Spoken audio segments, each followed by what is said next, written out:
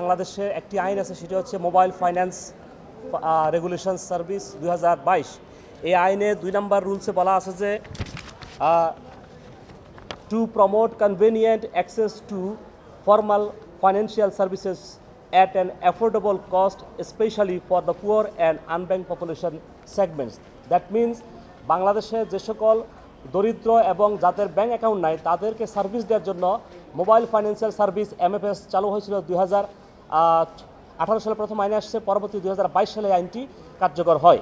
এই আইন মূলত গরিব এবং অসহায় ব্যক্তিদের জন্য ব্যাংকিং সার্ভিস দেওয়ার কথা, কিন্তু বাংলাদেশে আমরা যেটা দেখছি যে বর্তমান এই ব্যাংকিং সিস্টেমের মাধ্যমে মোবাইল ফাইন্যান্সিয়াল সার্ভিস মাধ্যমে একটি ফ্রডুলেন্ট সার্ভিস দিচ্ছে তারা।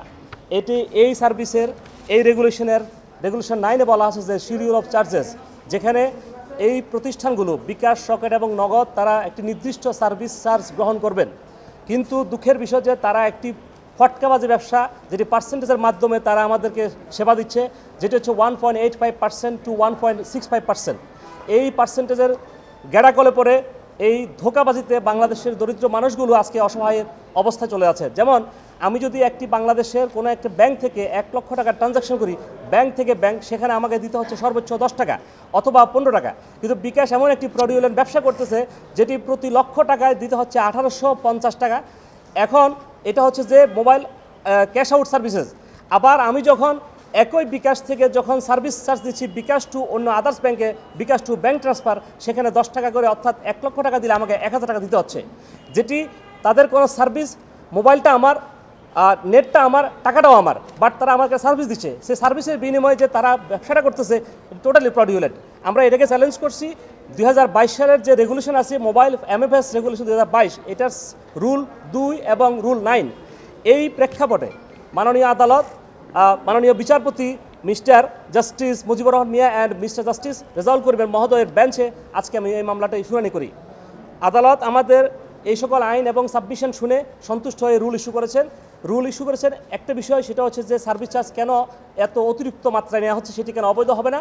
দ্বিতীয়ত হচ্ছে মোবাইল ফাইন্যান্সিয়াল সার্ভিস 2022, এই আইনটি ফর্মুলেট করে নতুন একটি আইন কেন তৈরি করা হবে না। আমাদের এই দুইটি প্রার্থনা ছিল, আদালত আমাদেরকে এই 2 বিষয়ে আমাদেরকে রুল ইস্যু করেছেন, এবং স্পেশাল মেসেঞ্জারের মাধ্যমে বাই 2 ডেজে আমরা এটি নোটিশ সার্ভ করব সংশ্লিষ্ট দপ্তরে, এবং এটি অতি দ্রুত সময়ের মধ্যে আমরা হিয়ারিং করার জন্য ব্যবস্থা করব, যাতে বাংলাদেশের প্রত্যেকটি পুয়ার অ্যান্ড আনব্যাংক পারসন যারা সঠিক সময়ে সঠিক একটি ব্যবসা অনুযায়ী যাদের সার্ভিসটা পায়, সেটি আমাদের প্রার্থনা। আমরা চাচ্ছি যে এই বিষয়টি, অনেকগুলো আছে, সবাইকে আমরা আপাতত 3টাকে অ্যাড করছি, পরবর্তী আমরা অ্যাড করব যখন প্রয়োজন হবে। বিকাশ, নগদ এবং রকেট, এটাই সবচেয়ে বড়।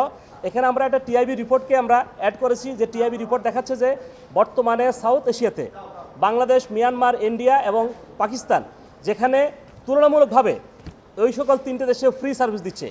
দ্যাট মিনস আমাদের এই ব্যাংকগুলোর সাবসিডিয়ারি কোম্পানি হচ্ছে যে বিকাশ, রকেট এবং নগদ।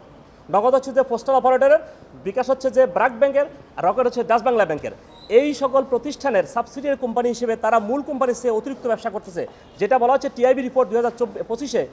এটি বলা হচ্ছে যে একই সময়ে 5.5 কোটি গ্রাহক থেকে বিকাশ, নগদ এবং রকেট 10,139 কোটি টাকা তারা শুধুমাত্র সার্ভিস চার্জ গ্রহণ করেছে।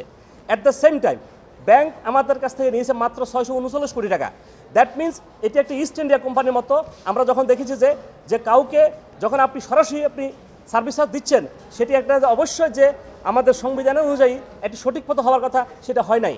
বাংলাদেশ সংবিধানে বলা আছে যে কৃষক এবং শ্রমিকের মুক্তি, কোনো অবস্থায় শোষণ করা যাবে না। তারা একটা শোষণ মুক্ত বাংলাদেশ প্রতিষ্ঠার পরিবর্তে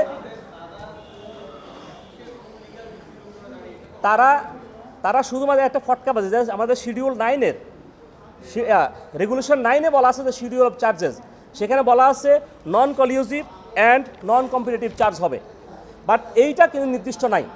তারা ওইটাকে সুযোগ কাজে লাগিয়ে তারা পার্সেন্টেজে চলে গেছে, যেখানে অ্যাট দ্য সেম টাইম বাংলাদেশের আদার্স ব্যাংক, তারপর রেগুলার ব্যাংক, সিটি ব্যাংক থেকে শুরু করে আদার্স যে সকল ব্যাংকগুলো আছে, তারা কি নির্দিষ্ট সংখ্যা দিচ্ছে। দ্যাট মিনস আপনি যখন 10 টাকায় ট্রানজাকশন হচ্ছে, 10 টাকা ফি, সেখানে তারা নিচ্ছে 18 টাকা 50 পয়সা।